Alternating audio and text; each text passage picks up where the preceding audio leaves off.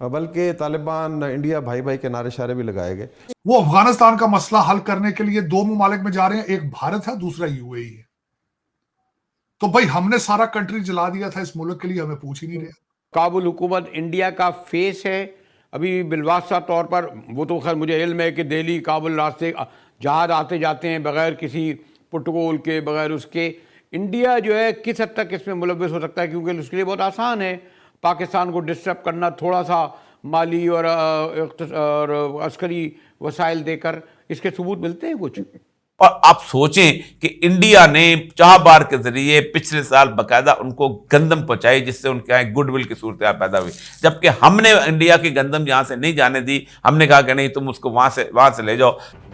दोस्तों जय हिंद। दोस्तों भारत ने अफगानिस्तान में पाकिस्तान का पूरा खेल ही बदल डाला है। जिस तालिबान के आने पर पाकिस्तानी खुशियां मना रहे थे, अब वही तालिबान भारत को अपना भाई बता रहा है। ऐसे में भारत विरोधी पत्रकार काफ़ी गुस्से में दिख रहे हैं। दूसरी तरफ अमेरिका ने कहा है कि अफगानिस्तान की समस्या को भारत ही सुलझा सकता है। देखते हैं दोस्तों ये वीडियो। भारत है, दूसरा यूएई है। तो भाई हमने सारा कंट्री जला दिया था इस मुल्क के लिए, हमें पूछ ही नहीं रहे। हमें असल प्रॉब्लम तो हम है, असल प्रॉब्लम किसे नहीं मिल रहा। आरजू हमें तबाही अफगानियों ने किया है भाई, हमें तबाह करके रख दिया उन्होंने। हीरोइन को और क्लाशनकोव कल्चर और सुइसाइड बॉम्बिंग में हमें तबाह ही इन्होंने किया है, और हमें पूछ ही नहीं रहा कोई।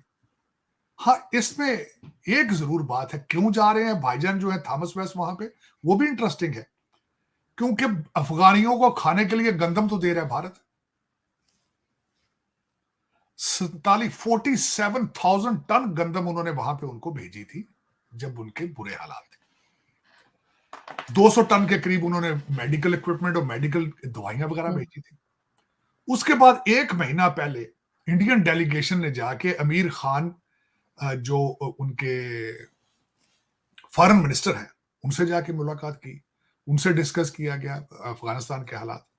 और तीसरा, इस वक्त अफगानिस्तान के जो लोग हैं, एक तो आपके अंदर घुस घुस के मार रहे हैं टीटीपी वाले, इसमें कोई शक नहीं, लेकिन आपने जो उनके अंदर जाके हमला किया है, उसके रिटेलिएशन में उनकी धमकियां आनी शुरू हो चुकी हैं। मैं तो वो कुछ अल्फाज इस्तेमाल भी नहीं करना चाहता वो जो उन्होंने इस्तेमाल किए हैं।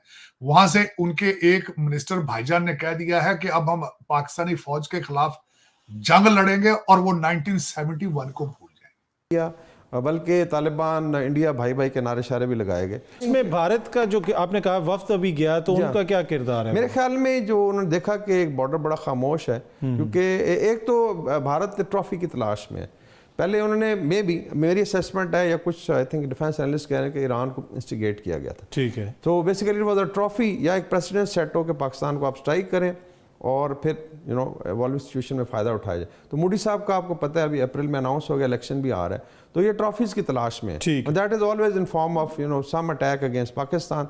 मोस्ट प्रॉब्ली उसमें आई थिंक कोई शायद फाइनेंशियल इंसेंटिव्स शेयर किए गए हों। और माजी में पाकिस्तान ने कुछ सबूत वगैरह भी शेयर किए थे कि किस तरीके से वहां पे फंडिंग आती है। उसके लिए बहुत आसान है पाकिस्तान को डिस्टर्ब करना, थोड़ा सा माली और अस्करी वसाइल देकर। इसके सबूत मिलते हैं कुछ? जी देखिए, नेटो फोर्सेस की प्रेजेंस के दौरान तो 2 डेकेड्स, जो 2 दहाइयां थी, उसमें भारत का बहुत ज्यादा अमल दखल रहा। उनकी इंटेलिजेंस इंस्टीट्यूशंस के साथ उनकी ट्रेनिंग में वो शामिल रहे, और इसके अलावा बॉर्डर एरियाज में जो उनकी इंटेलिजेंस ऑफिशियल्स की प्रेजेंस थी। कॉन्सुलेट्स तो उनके 4 ही हैं, जिस तरह के हमारे कॉन्सुलेट हैं, लेकिन उनके जो 2 कॉन्सुलेट हमारे बॉर्डर एरियाज में हैं, जलालाबाद हो या कंधार हो, उनकी कोई अपेरेंटली जस्टिफिकेशन उस तरह नहीं नजर आती, क्योंकि वहां पे कोई इंडिया से मुतल्लिका आबादी की मौजूदगी या एक्सपेट्रिएट्स की मौजूदगी नहीं है। तो इस तरह उन्होंने अपना फुटप्रिंट तो बहुत बढ़ाया है इंडियंस ने। तालिबान के आने के बाद से गो के उनकी एम्बेसीज की फॉर्मल प्रेजेंस कम हो गई थी। शुरू में तो रही नहीं, फिर अब है एम्बेसी, लेकिन लोअर लेवल्स पे हैं। लेकिन अभी आपने देखा होगा कि कुछ अर्सा पहले, 2-3 हफ्ते पहले, इंडिया ने अपना एक डेलीगेशन भेजा था, और अब इंडिया के साथ उनके ताल्लुकात जो हैं उसमें वो तिजारत और इकोनॉमिक रवाबित को भी बढ़ाने के लिए एक दूसरे के साथ राब्ते कर रहे हैं। तो मेरे ख्याल में कि इंडिया का फैक्टर मौजूद है, रेलिवेंट है, और चूंकि पाकिस्तान और अफगानिस्तान के आपस के रिलेशंस में बहुत ज्यादा रखना पड़ चुका है, बहुत ज्यादा खिला पड़ चुका है, तो इस सूरत में इंडिया का फैक्टर और ज्यादा दोस्तों 2 साल पहले की ही बात है जब ये पाकिस्तान के जिहादी पत्रकार ये सब के सब बहुत खुश हो रहे थे कि हमने इंडिया को डिफीट दे दी, हम तालिबान को वापस लेकर आ गए। आपको पता है वो कैसे कैसे मीम्स बना रहे थे। अमेरिका को जो दुनिया की सबसे बड़ी सुपर पावर है उसको इन्होंने डबल गेम खेल के ह्यूमिलेट किया, तो अमेरिका इनको कैसे नहीं छोड़ेगा, इनसे बदला लेगा और ले भी रहा है। और वो तालिबान जिनके आने पर यह खुशियां मना रहे थे, मात्र 2 साल में अब वही तालिबान इनकी ऐसी की तैसी करने लग गया है।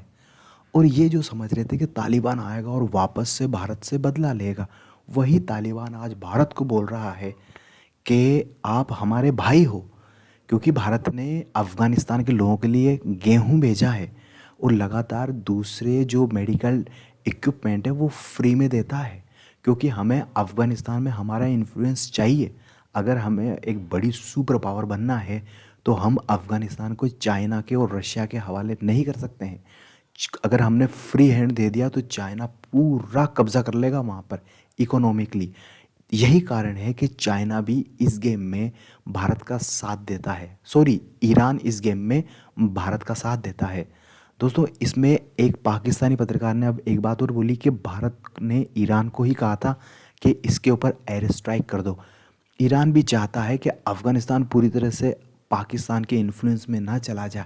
यही कारण है दोस्तों कि उसने चाहबार में भारत को बड़ी से बड़ी रेलवे लाइन बिछाने की और हाईवे बिछाने की परमिशन दे दी है। तालिबान का भी कहना है कि पाकिस्तान हमें बार बार ब्लैकमेल करता है कि तुम्हारा खाना नहीं आने देंगे, तुम्हें हम हमारे समुद्र तक लिंक नहीं होने देंगे। ऐसे में चाबार से दोस्तों गेहूं भेजना और दूसरे सामान भेजना शुरू हो चुका है। पाकिस्तान को पूरी तरह से बाईपास कर दिया गया है। वो पाकिस्तान जो खुशियां मना रहा था आज रो रहा है।